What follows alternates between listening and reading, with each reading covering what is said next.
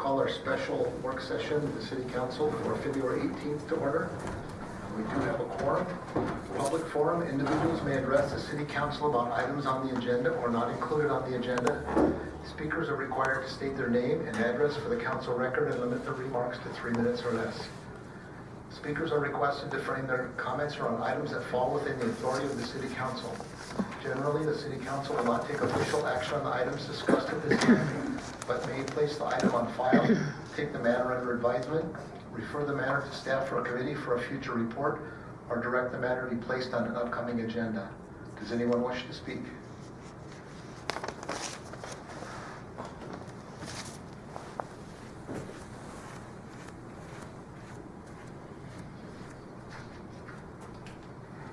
Robin Hensel, 807 First Street Southeast.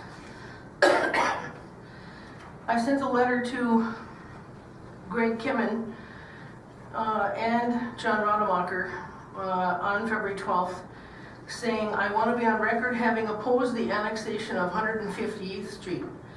I forgot to say that at the public hearing, but want to be on record opposing it. It should state that in the minutes. Thank you, and then my name. This is not in the best interest of taxpayers. Barrett Petfoods Innovations will be the only beneficiary. The road that runs along the north side of the Mid-State Education Playground will have a negative effect on students with sensory issues. Once widened and paved, this road will be costly to maintain and build and will have numerous 18-wheel semis on it every day.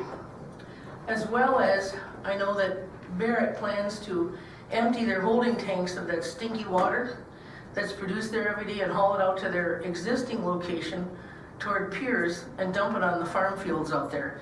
So some of that stinky water is going to be dripping out of those trucks, I would guess, which will not be a pleasant thing for those kids to experience either. I oppose the land sale of the city-owned lots to Mala Mills. There are 2 mobile home parks and numerous residences within a block or 2 of their proposed expansion.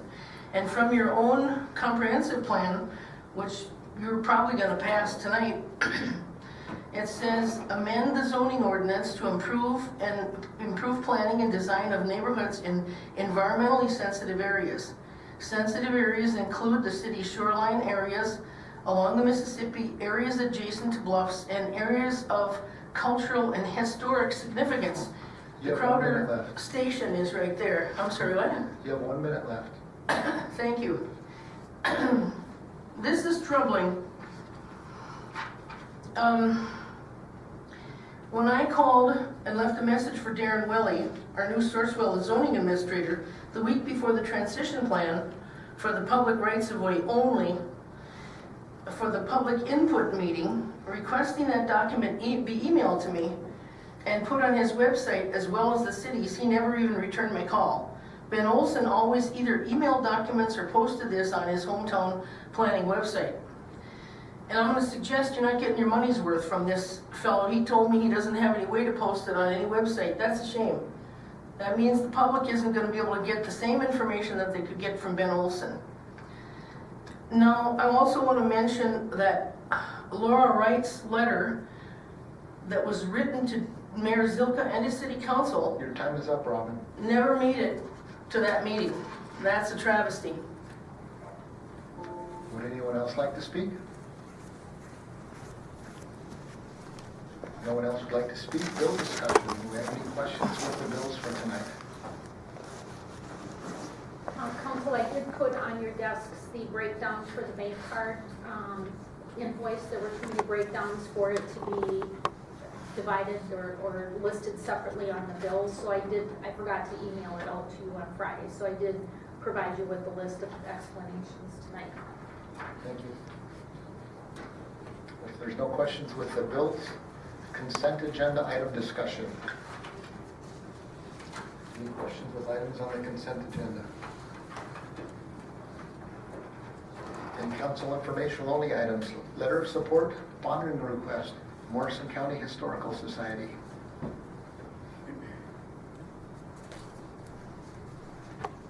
Hi, I'm Mary Warner, Executive Director of the Morrison County Historical Society. Our museum is the Charles A. Weyerhaeuser Memorial Museum out at 2151 South Lindbergh Drive. And I hope you all have packets in front of you. Representative Ron Krisha and Senator Paul Gazelka have entered an appropriation bonding bill for the Weyerhaeuser Museum. It's bonding bill House File 2143, Senate File 2353. And this is to appropriate $1.56 million for the care and expanded capacity of the museum. The Historical Society was founded in 1936, and its mission is to preserve and share Morrison County's history. There's no other organization that has that as an overarching goal is within the county to save all of county history. And our first home, I should say, was in the historic courthouse in the basement. And very quickly we ran out of room. And in the mid-60s, the Historical Society had kind of gone through a slump. It was re-energized, and the new group of people taking over decided we needed a new home. And the result of that was the Weyerhaeuser Museum, which opened in 1975. It was named for Charles Weyerhaeuser, who was the manager of Pine Tree Lumber Company between 1890 and 1920. And his children paid to have the museum built as a gift to Morrison County. So public funding didn't go into the building of the Weyerhaeuser Museum. However, the family was such that they actually wanted to give the donation anonymously, and then their cover was blown in a public meeting. And they eventually were convinced to name the museum for somebody of their choosing, and it was Sarah Maud, Charles's daughter, who decided to, name it for Charles. And this is something that they habitually do as a family. They don't want the attention themselves. They would rather have it, as a memorial. However, they did not want it to be a museum that was a shrine to Charles. And so they really wanted it to be a gift for the residents of Morrison County. And so we cover county history. We've come to a point, this is a specially designed building. When it was designed, we had a design committee who decided that history should be part of the building itself. So the building should tell the story of Morrison County. It was designed by architect Foster Dunwitty, who was very much known for dealing with historic architecture. And he went around the county with Art and Jan Warner, and they looked at all different kinds of buildings to see if he could get some inspiration. And he took his inspiration from the Greek Revival style buildings that were very popular in the 1850s when Morrison County was formed. Our first courthouse, not the one that you see today, was actually a Greek Revival style, as was the old officers' quarters at Old Fort Ripley. So this building has kind of this Greek Revival style feel. It uses wood throughout the construction because of Charles Weyerhaeuser and the lumber industry. There are slate floors in the hallway to talk or to speak to the slate that is found at the Little Falls Dam. And then we also have Little Falls yellow brick within the fireplaces and chimneys, and it's actually salvaged from St. Adalbert's Church. So when you go in there, the story of the building is part of the story of Morrison County. The other important thing about having a museum building, this was designed as a museum so that it would have the proper environment for the artifacts that we're saving within. And so we have tens of thousands of items within our collection, including photos and newspapers and all kinds of three-dimensional artifacts. And we have to have this specialty environment in order to have the temperature and humidity controlled so that these artifacts last as long as possible. So now that we are over 40 years old as a building, we're to the point where we have significant needs in terms of repairing the building.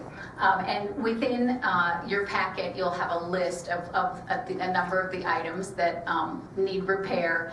But we also want to use the building the size that it is, but expand its capacity to hold collections. So just as we had trouble with the basement of the courthouse and running out of room, we're to that point where it's hard to find places to put all of the collections that keep coming in. We're still collecting.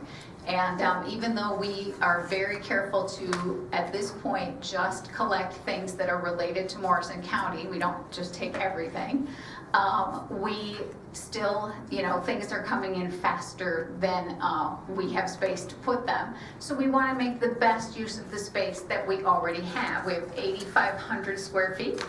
And we just had a grant this past year, we're still finishing it up, to put mobile shelving, high-density mobile shelving, which is the shelving that's on tracks, in our archive. And that has considerably helped ease up the space that's in there and given us more elbow room to move and a little bit more room to grow. Within this bonding bill, we have asked for money to put mobile shelving into both of our other collections rooms, so the three-dimensional collections rooms, and then create some other storage spaces in little used areas, like in portions of the hall and in our workroom, so that we can expand the use of some of these tucked away little corners as well.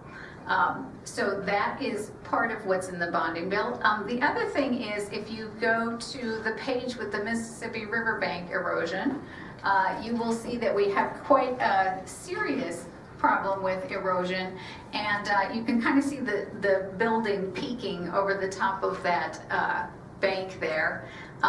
The edge of the east side of the building is only 20 feet from the edge of the top of that bank there. So you can see we don't really want to lose more land underneath and then have the structure in a really unsafe situation. So that's another piece of what's in the bonding bill. I did include a copy of the language that's in the bonding bill as well.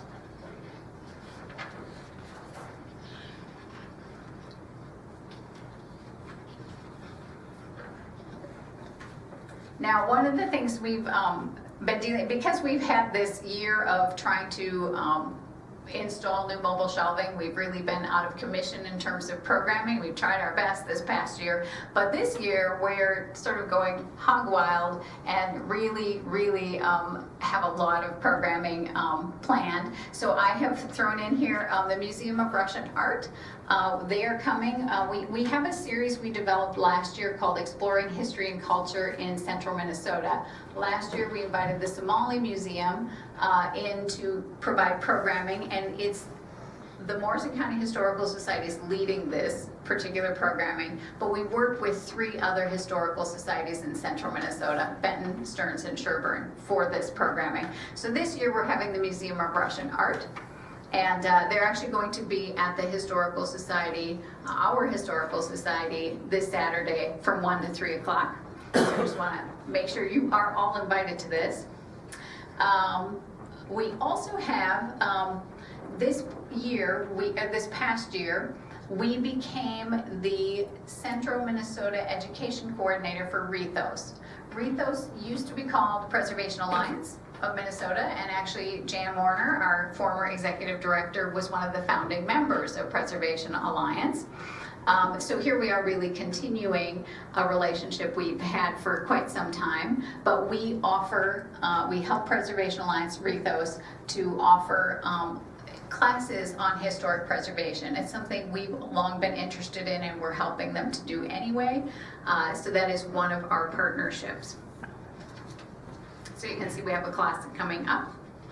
And then I also tucked in a newsletter, which is a favorite for many of our members. I just want to stop for a moment and see if you have any questions.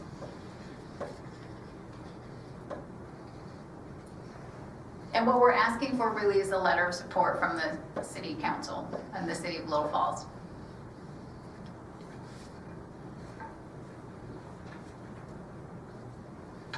questions? Yeah, I have one question. Sure.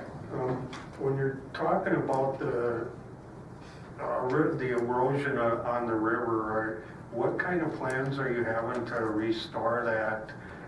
The reason I'm asking is because I've seen a product called shore socks that have been all around the world, over in Europe, down in Florida, out in New York.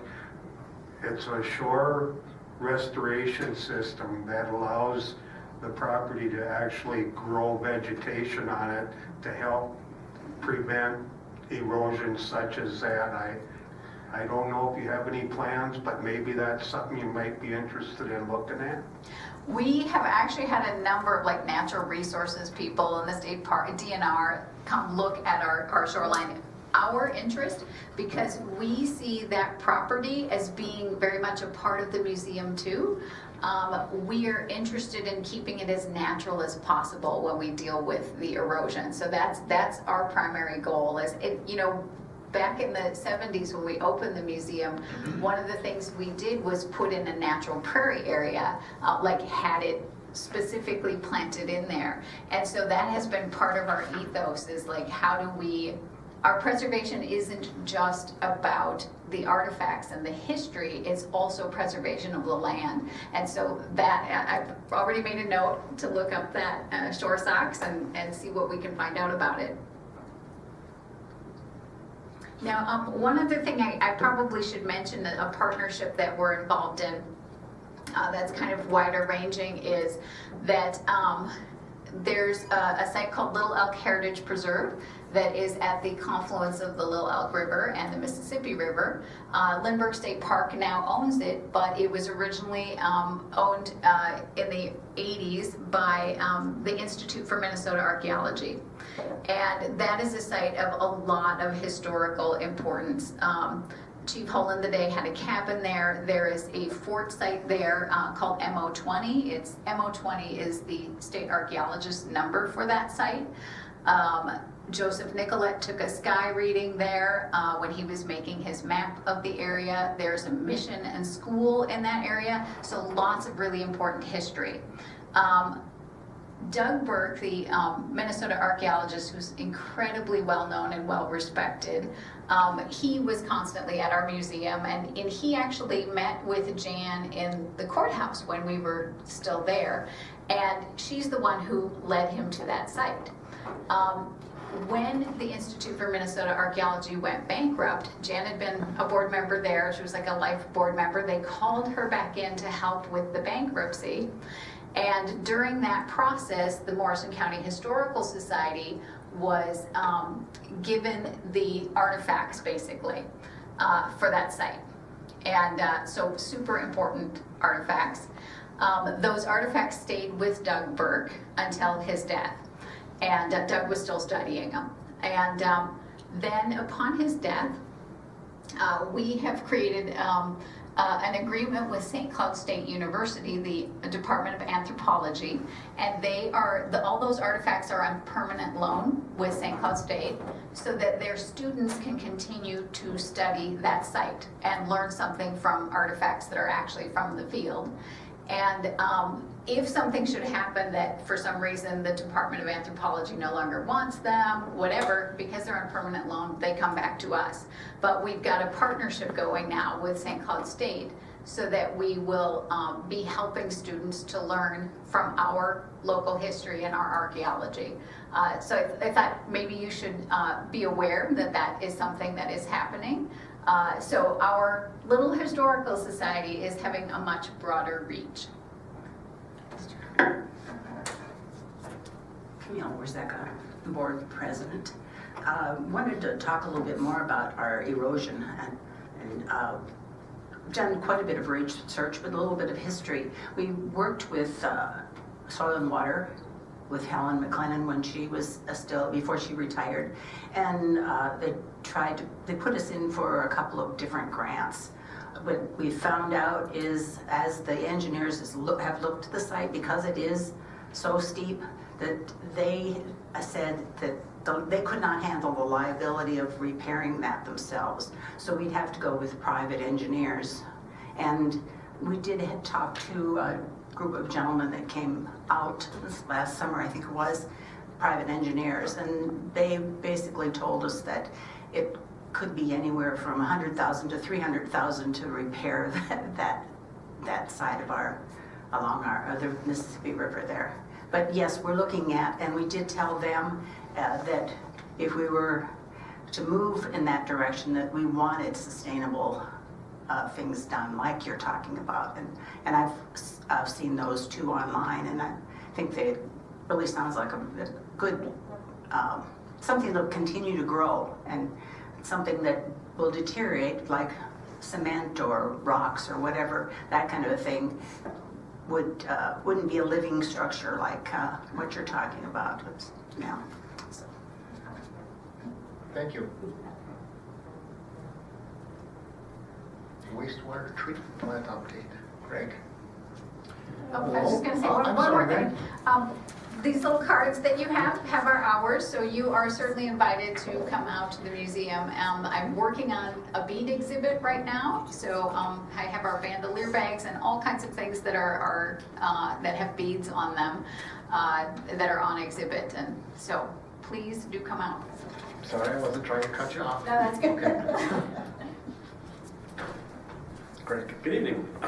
So to give you a quick update on the wastewater treatment facility, it's coming along nicely. You probably see the building up on the entrance road, that's coming up. And then there also, you see the big pile of dirt. Well, the picture behind me here kind of shows where that pile of dirt came from. There's a pretty sizable hole behind the main building. This is where the oxidation ditch, this is the main area where the treatment is going to occur. They're currently building that tank. It's probably about 80% done with the exterior walls. You can see there's quite a bit of rebar around the tank, and they're building it in sections. So they'll pour one section, let that cure, and they'll skip one, and then they'll move over to the next one and keep working their way around until it's completed, so they can test it. But this one shows the oxidation ditch. I'll kind of go through here.